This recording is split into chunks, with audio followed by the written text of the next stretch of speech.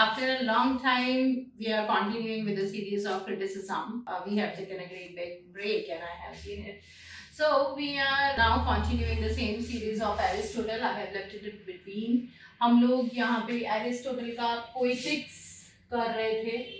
तो पोइटिक्स में मैंने आपको इसके डिवीजन 26 चैप्टर्स और उसके फर्दर 6 डिवीजन जो थे वो मैंने आपको करवा दिए थे. इसके 6 डिवीजन्स लिखवा दिए थे. अब इन 6 डिवीजन्स में जो फर्स्ट डिवीजन था दैट इज चैप्टर 1 to 5 वाला जो डिवीजन है that is about the definition. 1 to 6 chapter के अंदर इसमें सारे फॉर्म्स ऑफ लिटरेचर के डेफिनेशंस दिए हुए हैं. उसमें से काफी सारी definitions I have already given in our forms of literature playlist. उसमें मैंने आपको सारे लिरिक्स क्या होते हैं, पोइट्री क्या होती है, ड्रामा क्या होता है एंड प्रोजेस, उन सब के एपिक्स, लिरिक्स, ट्रेजेडी, कॉमेडी, उन सब की डेफिनेशंस मैंने वहाँ पे आपको दी है. क्या क्या चीज़ें किस तरीके से वो उसमें एरिस्टोटेलियन डेफिनेशंस भी मैंने इंक्लूड करी हैं.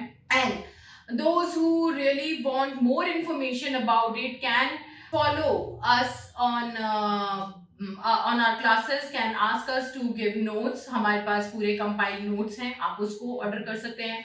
आप चाहें तो हमारी लाइव क्लासेस का पार्ट बन सकते हैं which is on a very nominal charges. आप लोग कभी भी कॉल करके इसके बारे में इंक्वायरी कर सकते हैं.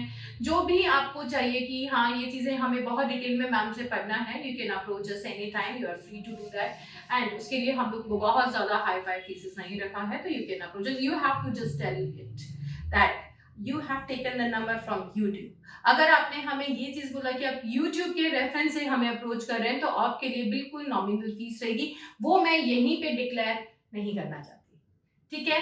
बट अगर आप लोग चाहते हैं कि मैं आपको यहीं पे फीसेस बताऊं और आप अपने इंटरेस्ट को शो करेंगे तो हमें कमेंट बॉक्स में लिख के दीजिए. We will give you the fees structure in the lectures itself. कोई दिक्कत नहीं है, बट अभी मैं डिस्क्लोज नहीं कर रही हूँ. अगर आप रेफरेंस देते हैं कि आप यूट्यूब के चैनल से रेफर होके या इसे देख के इंस्पायर होके हमारे पास आ रहे हैं तो हम लोग आपको बिल्कुल नॉमिनल चार्जेस पे एडमिशंस भी देंगे, ठीक है. Now this is all about academy. Let's come to the point to poetics. इसमें मैंने आपको 6 डिविजन्स और उन सबकी डेफिनेशंस की बात की थी. तो यहाँ पे आपके tragedy, comedy, plays, dramas, poetry, epic, lyrics, इन सब की डेफिनेशंस इन 6 चैप्टर्स के अंदर दी गई है. उसके बाद आता है हमारा सबसे major and almost half of the book जो हमारा है ट्रेजेडी एंड इट्स कंपोनेंट. तो today I am taking tragedy and its components. ये है आपका part 2 which is most important. आपके क्वेश्चंस नॉर्मली इसी से बनते हैं. That is chapter number 7 to 19. 13 chapter लगभग इसी के अंदर आपके इंक्लूडेड है. और ये जो ट्रेजेडी एंड इट्स कंपोनेंट है, ये कितने कंपोनेंट है? There are 6 components in tragedy. कितने कंपोनेंट्स हैं ये भी 6 कंपोनेंट्स हैं जो और फर्दर डिवाइड हो रहे हैं. तो first of all we have to look into the first section, that is the 6 component. then उनके further divisions के साथ मैं आपको ये सारी चीजें explain करती जाऊंगी. तो let's take the 6 divisions first इसका जो part आता है, first component है that is plot. यहाँ पे what is a tragic plot, इसकी सारी definition अब दी जाएगी. then second is character, third thought, fourth part is diction, spectacle, and last is music.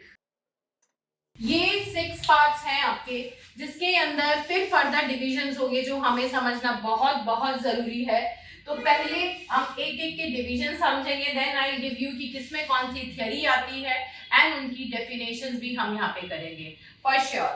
So plot यहाँ पे कितने तरीके के दिए गए हैं? Further 3 divisions, simple plot, complex plot and episodic.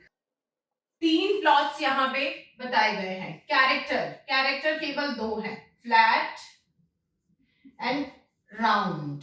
2 types of character. Thought के अंदर there are 6 further divisions. First is climax, anti climax, एनाग्रोसिस,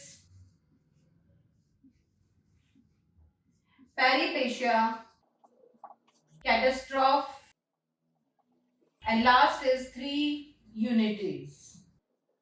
Then diction में भी इसी तरीके से divisions आएंगे. First is monologue, dialogue, aside, chorus, soliloquy, and last is literary devices. Then spectacle के अंदर आपके दो चीजें आती हैं. फर्स्ट आपका आता है यहाँ पे ऑडियंस एंड सेकंड यहाँ पे आता है stage setting. Music again 2 songs and lyrics, that is poetry. ये आपके फर्दर डिविजन्स है इन 6 पार्ट्स के जो आपको समझना है. अब यहाँ पे सबसे इंपॉर्टेंट चीज क्या आती है, यहाँ पे एक सबसे इंपॉर्टेंट चीज आती है आपकी 3 थियरीज जो एरिस्टोटल ने बात की है. Theory of imitation, theory of hamartia, catharsis. लेकिन वो इनमें से किसमें बात करिए, प्लॉट के सेक्शन में आपकी आती है theory of imitation. Okay, character के अंदर यहाँ पे आता है tragic character, tragic hero and theory of hamartia. Similarly thought में आपकी 3 यूनिटीज आ जाती हैं. स्पेक्टिकल के अंदर आपका आता है theory of catharsis. These are your 3 theories. ये आपका पूरा सेकेंड पार्ट का, या आप कह सकते हो कि पोएटिक्स का मेन स्ट्रक्चर ये है जो कि आपको यहाँ पे करना है. ये आपका पोएटिक का मेन स्ट्रक्चर है. ये इस तरीके से थ्योरीज का डिवीजन है, इस तरीके से आपके इसके कंपोनेंट्स का डिवीजन है जो कि उन्होंने पोएटिक्स के अंदर दे रखा है. Now you have to understand what is plot, what is a simple plot, complex plot, episodic plot, what is imitation. अब इसकी theory of imitation is definitely different from the theory of imitation of Plato. Obviously Plato ने क्या बोला था theory of imitation में, he was against it. उसने उसको criticise किया था. उसने बोला था कि imitation is a servile copy.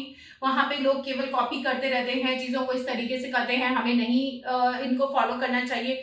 And उसने पोएट्स को बैन करने की बात की.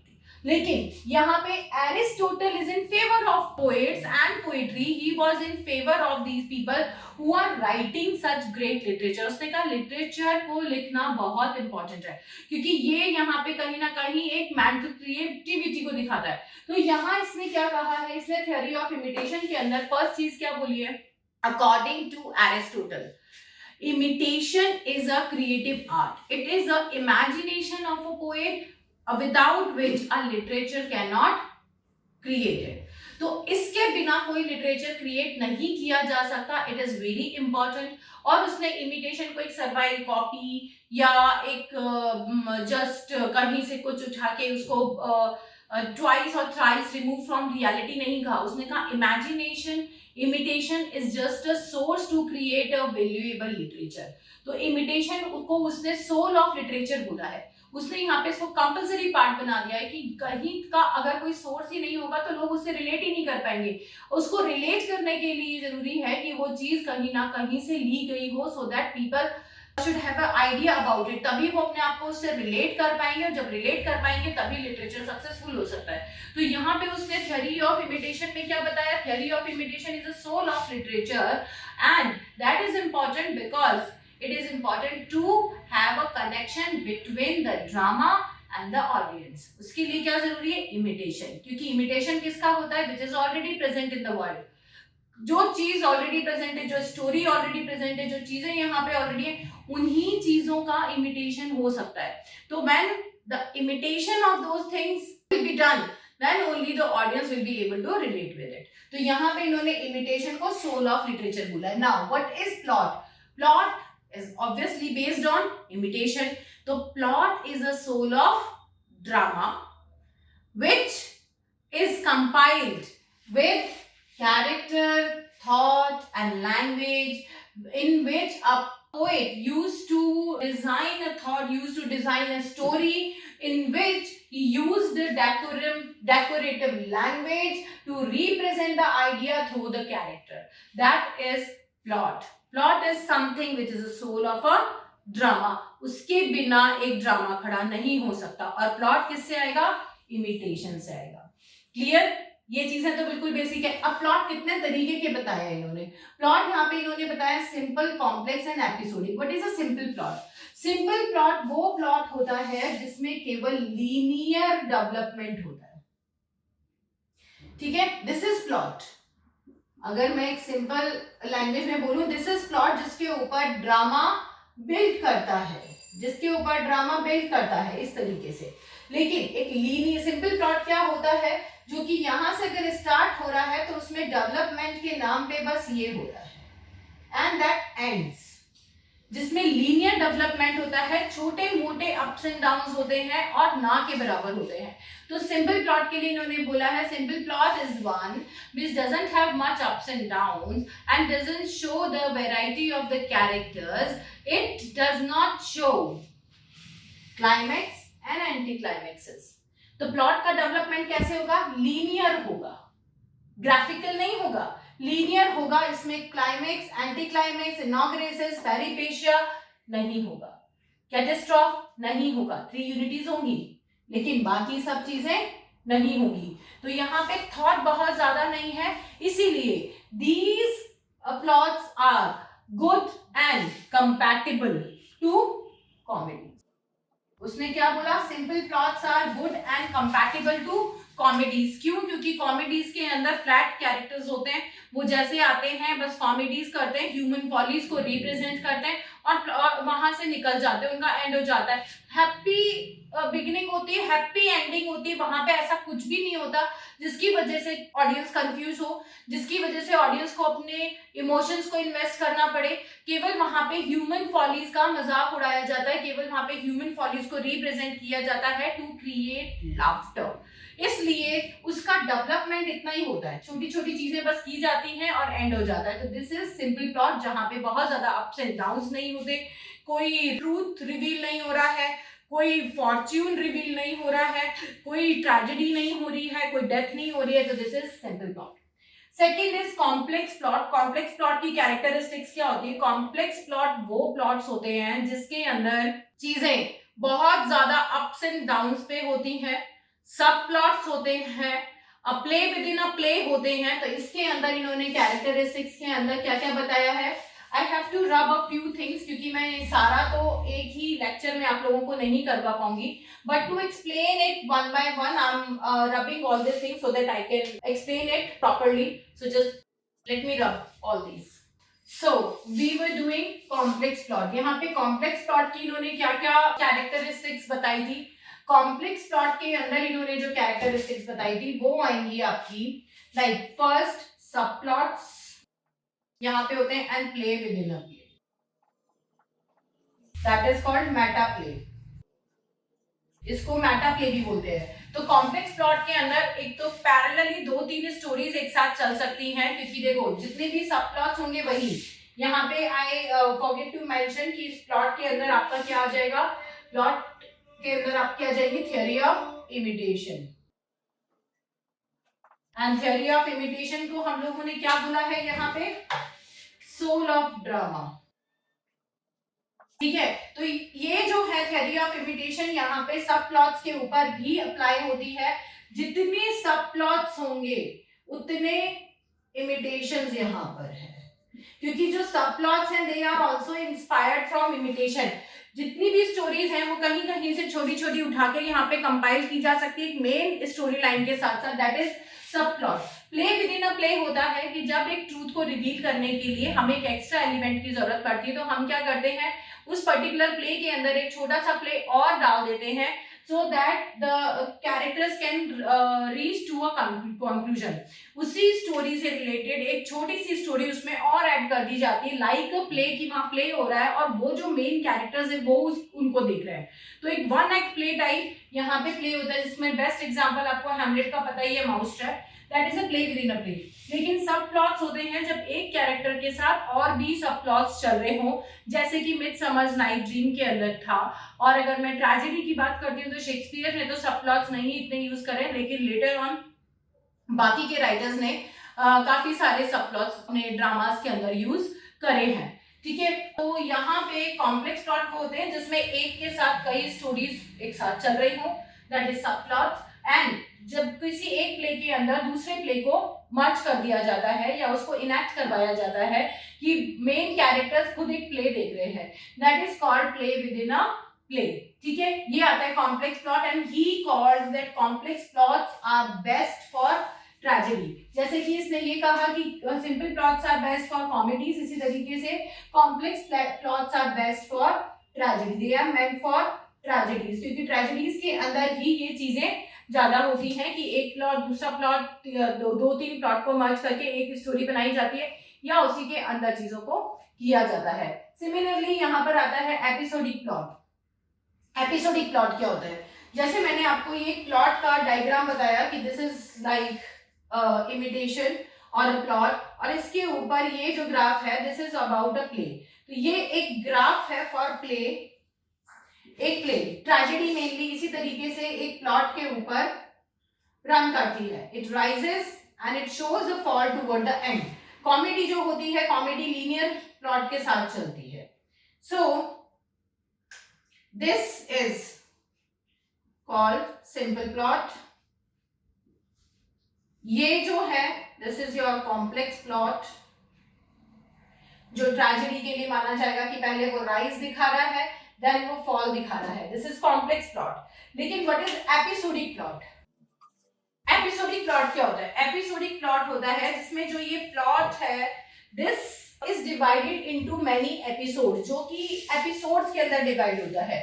इसमें ये होता है कि जो प्लॉट है this is a plot and ये जो प्लॉट है ये मेनी एपिसोड्स में डिवाइड होगा। Like for example it begins from here and this is the divisions, these are the episodic divisions. तो यहाँ पे प्लॉट पहले इससे यहाँ पे रन कर सकता है, यहाँ से यहाँ रन कर सकता है, यहाँ से यहाँ रन कर सकता है, यहाँ से फिर यहाँ रन कर सकता है, फिर यहाँ से वो वापस से यहाँ रन कर सकता है, फिर इसको लिंक करके it can again go to in a loop of the story of the second one, यहाँ से फिर यहाँ आ सकता है, यहाँ से यहाँ आ सकता है। बट यहाँ पे जितनी भी स्टोरीज होती है वो कंफ्यूजिंग नहीं होती। रीजन क्या है? इसमें जो कैरेक्टर दिखाए इसके कैरेक्टर्स में इसको दिखाया, इसमें फिर इसको लिंक करा, तो यहाँ पे कैरेक्टर्स से हम जानते जाते हैं और that is divided into episodes and such plots are best for epic writings.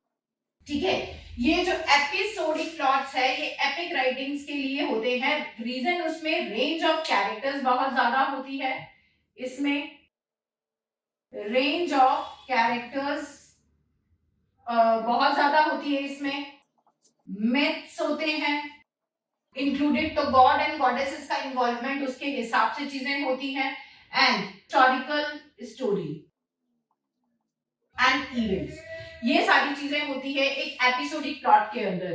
तो यहाँ पे क्या करते हैं, एपिसोडिक प्लॉट के अंदर भी डेफिनेट सी बात है कि वो इसको भी इमिटेशन से ही लिया जाएगा। Obviously they used to imitate it from somewhere, then उसके बाद उसमें रेंज ऑफ कैरेक्टर्स को सेट किया जाता है। और इसके अंदर हम एग्जांपल देख सकते हैं इलियड का। इलियड के अंदर क्या है, अगर हम आप उसमें देखेंगे यूरोपियन लिटरेचर वाले प्लेलिस्ट में देखेंगे तो I have explain you Iliad. Iliad के अंदर अगर हम उसको एज अ एपिसोडिक प्लॉट देखते हैं तो उसमें रेंज ऑफ कैरेक्टर बहुत ज्यादा है, range of characters, events, years, myths, ये सारी चीजें ही बहुत ज्यादा है उसके अंदर। ठीक है, इसमें रिवेंज भी होता है, कॉमेडी भी होती है, बहुत सारी चीजों को इसमें इंक्लूड करके करा जाता है। तो these are because these are interlinked, कभी पास्ट की बात करते हैं, कभी फ्यूचर की बात करते हैं, कभी कॉन्टेम्पररी चीजों को दिखाया जाता है। तो it moves like stream of consciousness, आगे पीछे ये ट्रैवल करता है, that is this kind of plot is called episodic plot. ठीक है, आई थिंक कि आप लोगों को इसमें अभी कोई कंफ्यूजन नहीं होना चाहिए बिकॉज यू शुड अंडरस्टैंड कि एक प्लॉट किस तरीके से ग्रो करता है। एक प्लॉट जो कि सिंपल हो या कॉम्प्लेक्स हो या एपिसोडिक हो, वो सबसे पहले एक बेस लाइन के ऊपर ही ग्रो करेगा, दिस इज प्लॉट। अब इसी के ऊपर एक ड्रामा ग्रो करता है, ये चीज ध्यान रखिएगा। ठीक है, this is called rise and fall, और ये राइज एंड फॉल केवल कॉम्प्लेक्स प्लॉट के अंदर ही हो सकता है और किसी में नहीं हो सकता। ये सिंपल प्लॉट के अंदर नहीं होता क्योंकि वो इस तरीके से होता है, वो एपिसोडिक प्लॉट में नहीं होता क्योंकि वो इस तरीके से होता है।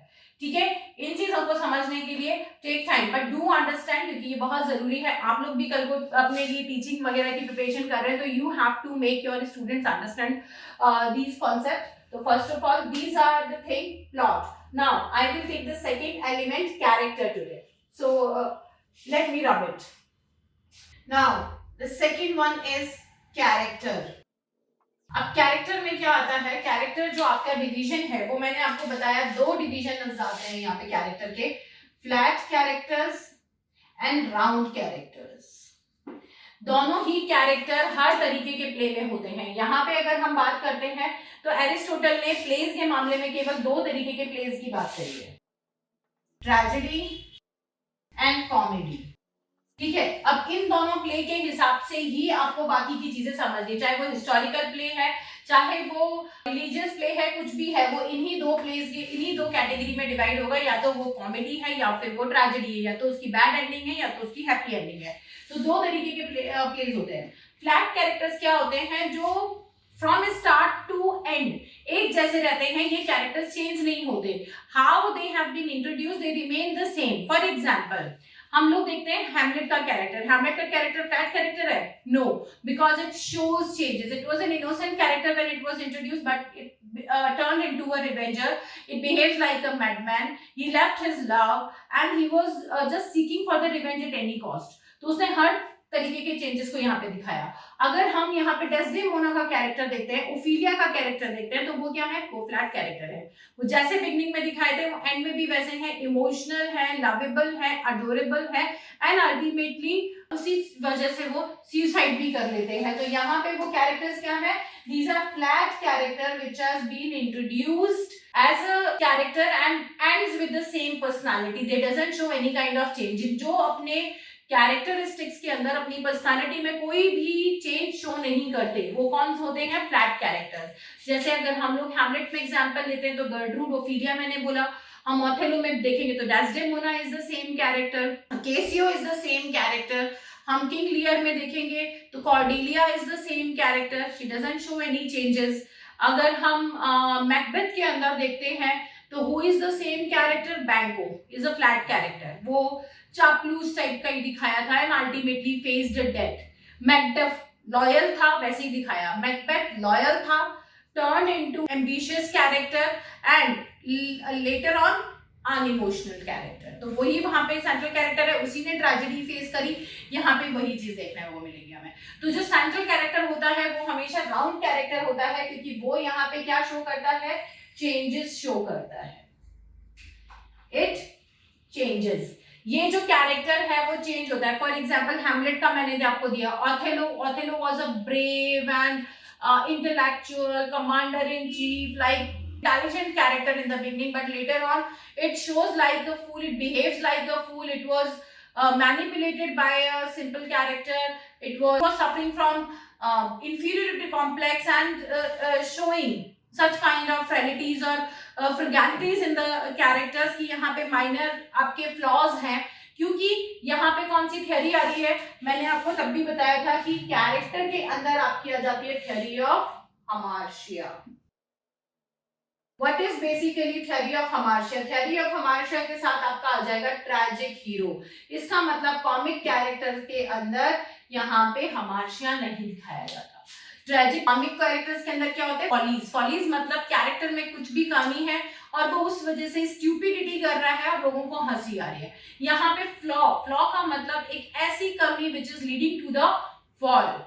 फ्लॉ होता है, फ्लॉ का बेसिक मतलब होता है कि जब किसी भी हम कांच के बर्तन को देखते हैं तो उसके अंदर एक वेसल के अंदर एक तरेड़ हो, दिस इज कॉल्ड फ्लॉ।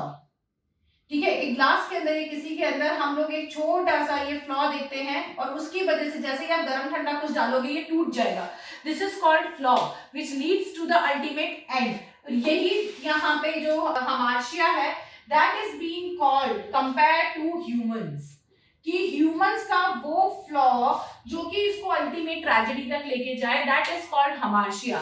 तो यहाँ पे भी hamartia is related to tragic hero and it shows the flaw in the character, that is कोई कमी, कोई भी इस तरह की objection in the character which leads to the end और ट्रेजिक फ्लॉ, ट्रेजिक एंड में लेके जाता हूँ। ट्रेजिक हीरो कौन होता है? Tragic hero is a hero which belongs to, या sorry, who belongs to, tragic hero कौन होता है? Tragic hero is a hero who belongs to a royal status or a higher status, with he was full of ethics, morals, and because of these ethics and morals he was nice to everyone, but he also have some human flaw. ठीक है, अच्छा ये flaws कौन कौन से होते हैं? Like one can be over emotional, जहां पे भी ओवर लग जाएगा वो नेगेटिव टर्म हो जाएगी, वो फ्लॉ बन जाएगा. One is emotional is good, that is human character, but is over emotional is a flaw. One is confident is a human character, but if it is overconfidence, this is a flaw. So over thoughtful, over emotional, over confident, over ambitious, such kind of character flaw is related to a tragic hero. He is short tempered, he is an angry man, he is an arrogant, he is suffering from inferiority complex. तो वो या तो किसी complex से सफर कर रहा हो, या उसमें ऐसी कोई भी चीज हो. हम लोग भी हैं, गुस्सा जल्दी आ जाता है, झूठ बोलते हैं, कुछ और करते हैं, ultimately that flaw becomes a tragedy और leads us to the tragedy. तो वो यहाँ पे ट्रेजिक हीरो के साथ भी है. ट्रेजिक हीरो के अंदर एक ऐसा फ्लॉ होगा जो इसको इसकी ट्रेजेडी के पास लेके जाएगा. यहाँ पे why he said that the tragic hero should belong to a higher status, क्योंकि जितना बड़ा स्टेटस होगा उतना बड़ा फॉल नजर आएगा. एक कॉमन मैन का फॉल, एक कॉमन मैन की डेथ, एक कॉमन मैन का रिवेंज कुछ भी नहीं होता. लेकिन if a great person, a well known character is showing a revenge, a well known character is showing some traits, some flaws, and because of the flaw he is showing a fall, that will be a great fall. That is why यहाँ पे tragic character की characteristics के अंदर Aristotle ने कहा he should be of higher status, he should be of man of morality, man of ethics and morals, but some human flaw. Because अगर उसमें कोई कमी होगी ही नहीं तो लोग उसे ह्यूमन नहीं सुपर ह्यूमन मान लेंगे. अब अगर आप लोगों ने रामायण देखी है, हम लोग वहां पे राम को केवल ह्यूमन बीइंग समझते हैं, तो उसके हिसाब से उनमें कोई कमी होनी चाहिए. तो हम लोग ये एक्सेप्ट कर लेते हैं कि ठीक है, he was also a human. उन्होंने किसी की बातों में आके अपनी वाइफ को, प्रेग्नेंट वाइफ को घर से निकाल दिया, उन्होंने सीता को वापस से वनवास में भेज दिया, उन्होंने अपनी इमोशंस में आके वनवास को स्वीकार कर लिया, बड़े भाई का फर्ज निभाया, सब कुछ करा. लेकिन क्योंकि हमने उनके कैरेक्टर में कोई कमी ही नहीं देखी, हमारे हिसाब से ही पुरुषोत्तम. तो अगर रावण और राम के युद्ध में रावण जीत जाता तो क्या हम ये एक्सेप्ट कर लेते? नहीं करते. क्या अगर ये दिखा देते कि राम का फॉल हो रहा है, Ram is meeting with some tragedy, तो हम एक्सेप्ट कर लेते? नहीं, क्योंकि हम लोगों ने उन्हें किसका अवतार समझ लिया? वो तो भगवान के अवतार है, विष्णु अवतार है. तो हम उनके कैरेक्टर के साथ छेड़खानी बर्दाश्त नहीं करेंगे. इसीलिए अगर उस कैरेक्टर को ह्यूमन कैरेक्टर दिखाया और उसके साथ कोई ट्रेजेडी हो रही है तो हम उसे एक्सेप्ट कर लेते हैं, चाहे वो हायर स्टेटस का है. तो एक कैरेक्टर जो कि हायर स्टेटस का है, मैन ऑफ मॉरल है, जिससे कि मोरालिटी क्यों है? क्योंकि वो हीरो है, प्रोटैगनिस्ट है, पॉजिटिव कैरेक्टर है. वो यहाँ पे कॉमन मैन और बाकी सबको लीड करता हुआ उनका लीडर नजर आएगा. एंटागोनिस्ट नहीं होना चाहिए. और उसमें एक ह्यूमन फ्लॉ या सम ह्यूमन फ्लॉ होने चाहिए, जिसकी वजह से उसके साथ जो ट्रेजेडी हो रही है वो एक्सेप्ट कर सके. अगर उसमें कोई कमी ही नहीं है तो उसको सुपर ह्यूमन की कैटेगरी में डाल दिया जाता है, और उसकी वजह से उसका फॉल, उसकी डेथ या उसके साथ कुछ भी बुरा पब्लिक बर्दाश्त नहीं करती. इसीलिए यहाँ पे फ्लॉ बहुत जरूरी है, समझ के, जिससे कि हम उसको ह्यूमन बीइंग ही समझे कि ये छोटी छोटी बातों पे गुस्सा हो जाता है, या इसके अंदर रिवेंज की फीलिंग कैसे आ सकती है. अगर भगवान है तो उसमें रिवेंज की फीलिंग नहीं आ सकती ना, लेकिन हमें उसे ह्यूमन बीइंग दिखाना, इसलिए हमें कैरेक्टर फ्लॉ दिखाना पड़ेगा.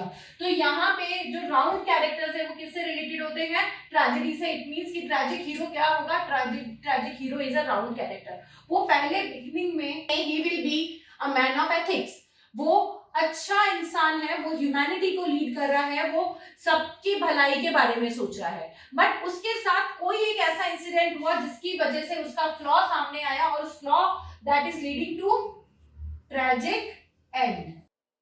That is the role of hamartia. Hamartia क्या करता है, ट्रेजिक एंड पे लेके जाता है। तो राउंड कैरेक्टर जो पहले ऐसा था, अल्टीमेटली एक इंसिडेंट की वजह से अपना एक सेकेंड पार्ट शो करता है which is a bit different from the first part. तो वो राउंड कैरेक्टर है, और वो कैरेक्टर जो सेकेंड पार्ट के अंदर है वो फेस करेगा ट्रेजिक एंड। तो ये कैरेक्टर किसमें होते हैं, राउंड कैरेक्टर जो कि केवल चेंजेस शो करते हैं, ये कैरेक्टर्स होते हैं केवल और केवल ट्रेजेडीज। ठीक है, ये कैरेक्टर्स केवल ट्रेजेडीज के अंदर होते हैं, और फ्लैट कैरेक्टर्स कॉमेडीज के अंदर भी हो सकते हैं और ट्रेजेडीज के अंदर भी हो सकते हैं। ये कॉमेडीज प्लस ट्रेजेडीज दोनों में होते हैं। ठीक है, this is your character. Flat character, simple character जैसे इंट्रोड्यूस किए वैसे खत्म होंगे। राउंड कैरेक्टर जिनकी कैरेक्टरिस्टिक में, जिनके प्रेजेंटेशन में चेंजेस आएंगे, और ये क्या लीड करेंगे, शो करेंगे, ये राउंड कैरेक्टर हमार्शिया को शो करेंगे। हमार्शिया ट्रेजिक एंड को शो करेगा। Ultimately tragic hero is the round character. ठीक है, तो ये हुआ आपका सेकेंड पार्ट कैरेक्टर। अब इसके बाद आपके 4 पार्ट बच जाते हैं, thought, diction, spectacle and music. ये मैं आपको चारों पार्ट नेक्स्ट वीडियो में करवाती हूँ। So for now just do revise your 2 parts and do share your comments whether you are liking the video or not, and if any kind of changes you need, then also you can share it in the comment box and we will make the changes to our videos and will entertain you in the same way. Bye, take care.